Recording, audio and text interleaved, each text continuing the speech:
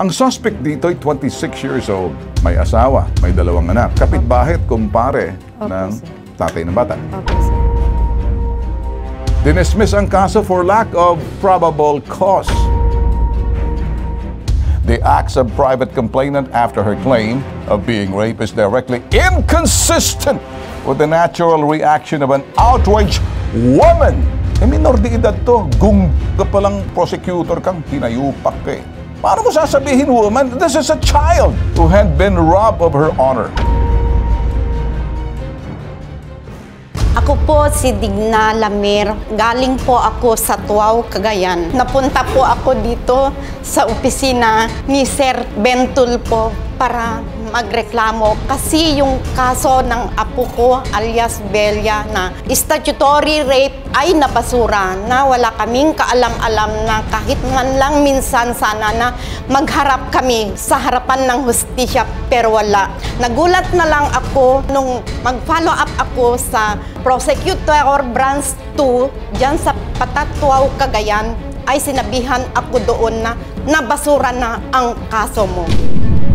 Ngayon, nandito ako para humingi ng tulong kasi wala akong ibang malapitan kundi si Sir Tulfo. Ang suspect dito ay 26 years old. May asawa, may 2 anak, welder, at saka butcher, nagkakatay ng bahay. Kapitbahay at kumpare ng tatay ng bata. Opo, sir. Sige. Sa kabila ng pagiging minor de edad nitong si alias Belia, ito po yung biktima po ng statutory rape, nagkaroon po ito ng ewan natin ugnayan, hindi naman po pwedeng sabihin boyfriend, may asawa na, paano mo magiging boyfriend, may anak din. Pagkatapos kumpare ka pa ng tatay, hindi po alam ng tatay, 14 years old lang po to. Ngayon, itong suspect, hindi ko muna papangalanan, mas maganda siguro maintindihan nyo, patagura o nakipagkita yung kumpare ng tatay ng bata dito sa Dalagita na 14 years old. Pinapunta kasi nitong suspect na si Ray, si alias Belia na 14 years old kapag wala ang asawa nito sa bahay. Take note, wala ang asawa nito sa bahay, 14 years old.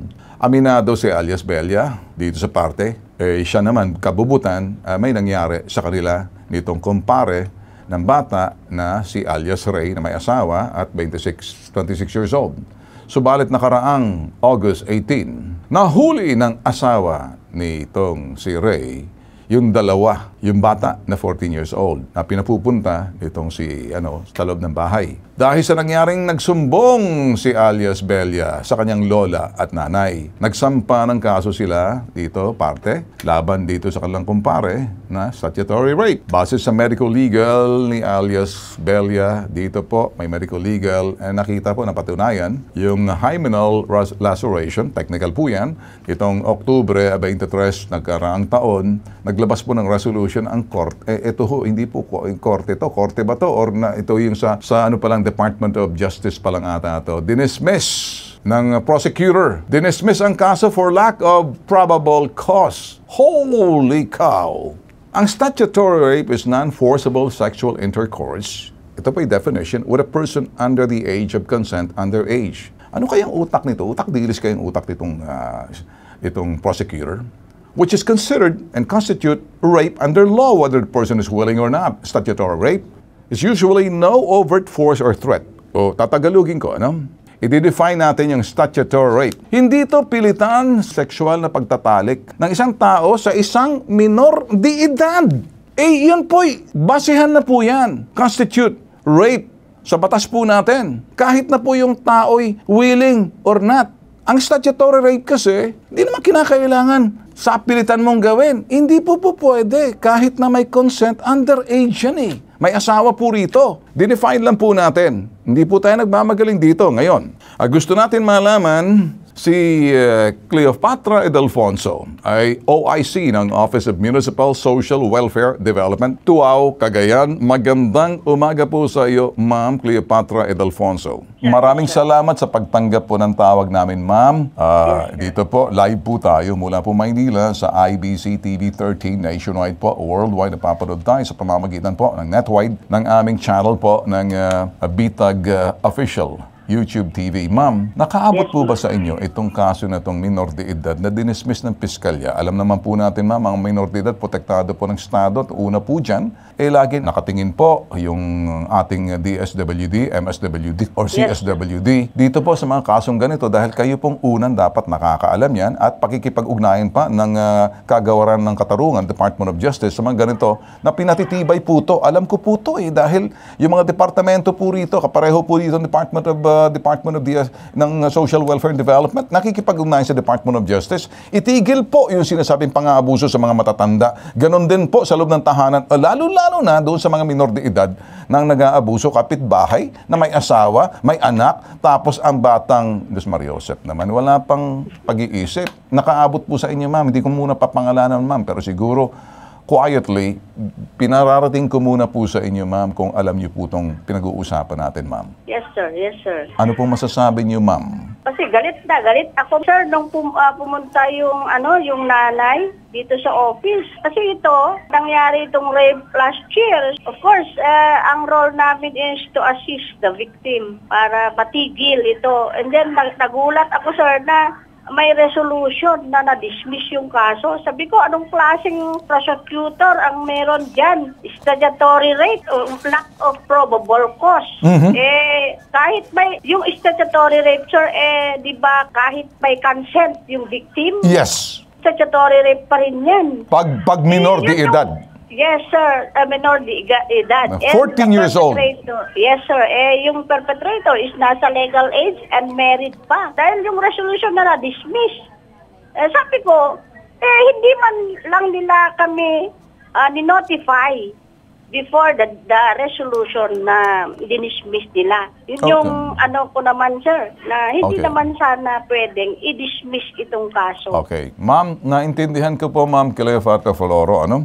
Ito po yung mga statement po, pakita po natin. Babasahin ko lang po siguro. Can we have it in the prompter? Ang sinabi po rito, ito pong mga dahilan kung bakit na-dismiss daw ang kasong estatuto. Ang galing talaga ni prosecutor. Ang sabi niya, the idea that after being raped, she, yung bata, ran home directly and that she did not immediately tell her family. Nakikita niyo? Worse, she did not tell her family what happened, not for any threat from the part of respondent, but for the fear of her father might possible do to her.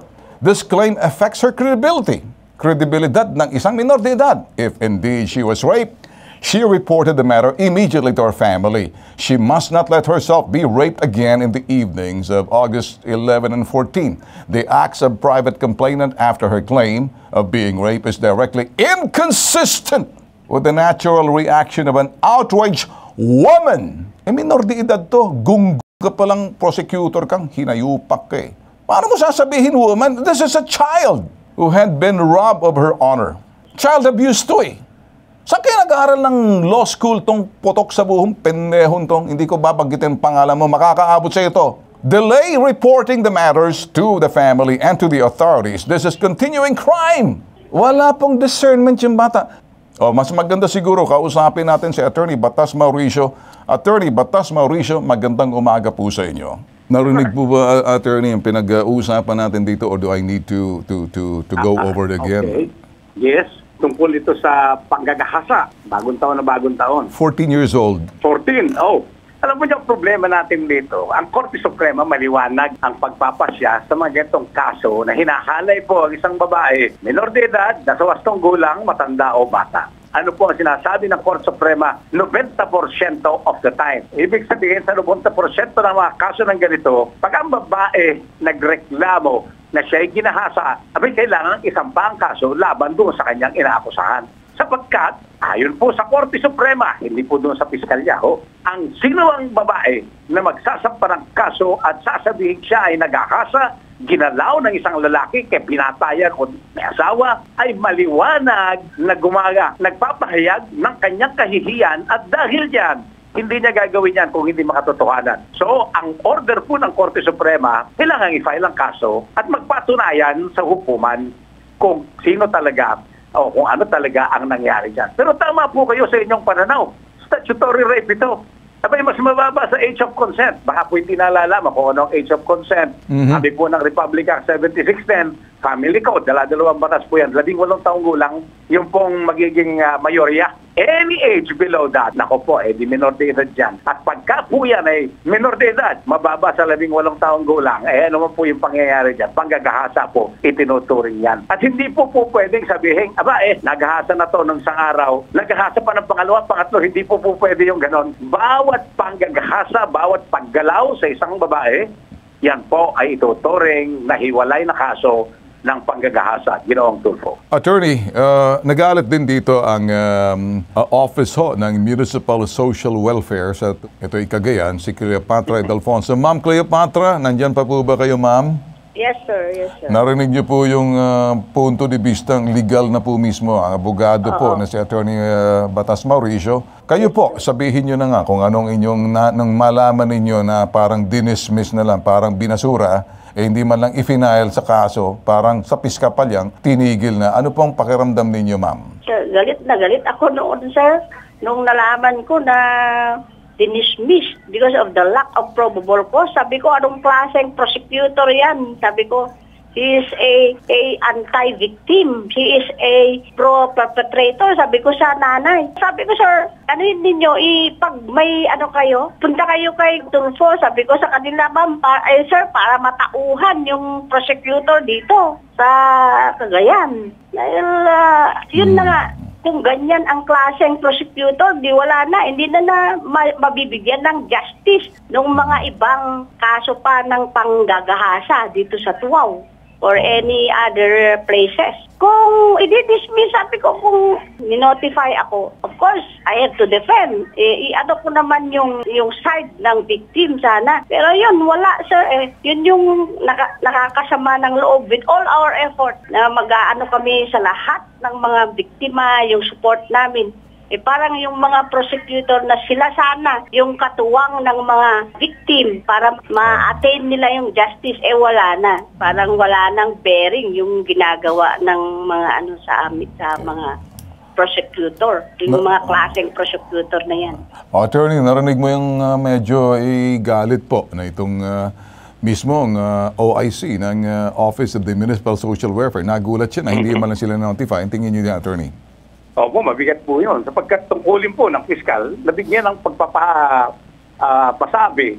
ang kanyang mga tanggapan ng gobyerno, lalo tigit, malaki po ang papel na ginagampanan ng MSWD. Social Welfare Officer. So maliwanag po yung isa pang lapse yan, administrative lapse, which can amount to a criminal negligence doon po sa parte ng prosecutor na kanyang binabanggit.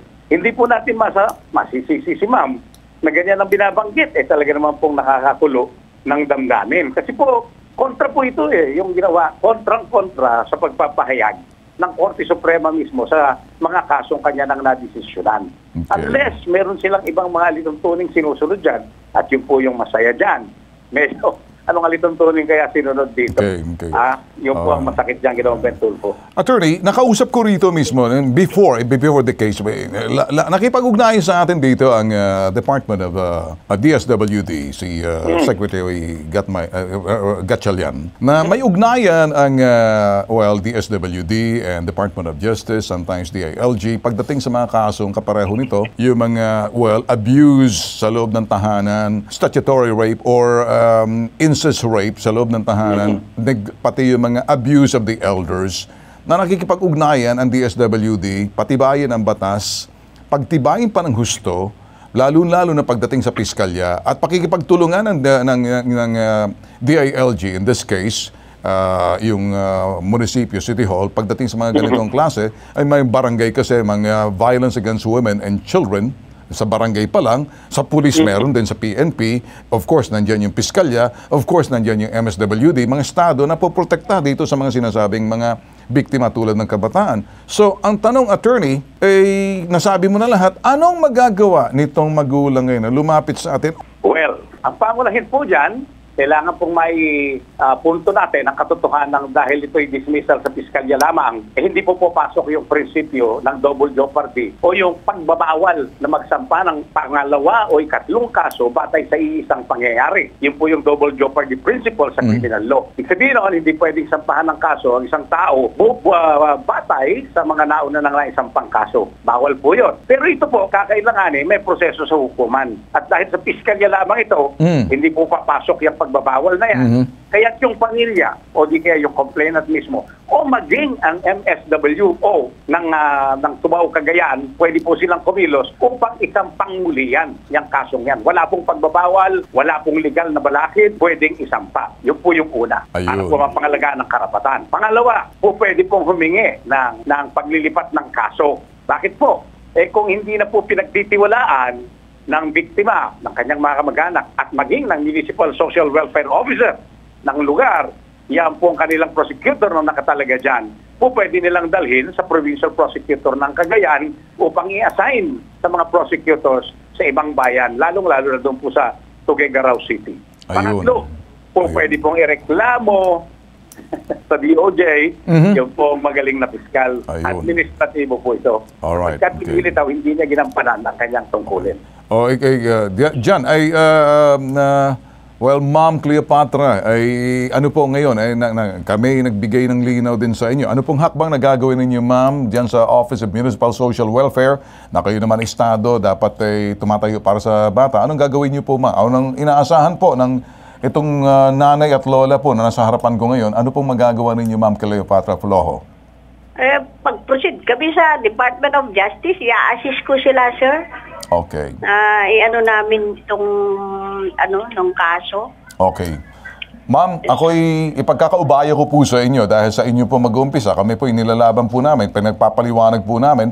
Lahat po ng mga bagay kapareho niya sa tulong po ng aming resident lawyer, si Attorney Batas Mauricio. Yan po, ito ngayon, nasa bitag at batas na po tayo. Pinag-uusapan na po natin ito, technical na po rito. So, inaantay na lang po namin, ma'am, kung ano mga susunod na hakbang po ninyong gagawin. At makakilos na rin kami rito. Kami mag-uusap ni Attorney Batas Mauricio rin. At titingnan din namin kung ano pa yung mga bagay na hindi kami makikialam sa ginagawa nyo. Pero I hope na gagawin nyo po na i-refile ninyo. Tama ba, Attorney Batas? Sir, pwede pa mag-request na kagaya yung napapanood ko na ginagawa ninyo through your assistance also para masindak naman yung mga prosecutor na ito. Para gusto kong eye-opener ngayon yung kasong dinismiss nila. Okay. Pwede, dahil kami po matataengan ng taong bayan. Kami po ay nasa 4th Estate. At kami po ay pwede magbantay mga kahinaan o kung minsan pagkukulang or medyo ito hindi kasi masyado malinaw. In this case, pagkakamali po ito eh. So nakita po namin, sinaling po namin, ininterpreta po namin yung mga bagay na kapareho. At sa tulong din ng aming abogado, gagawa kami ng paraan. Attorney Batas, what do you think? Kung bakit? Ang laki po ng sektor ng mga abusadong tao, bata, matanda, lalaki o babae.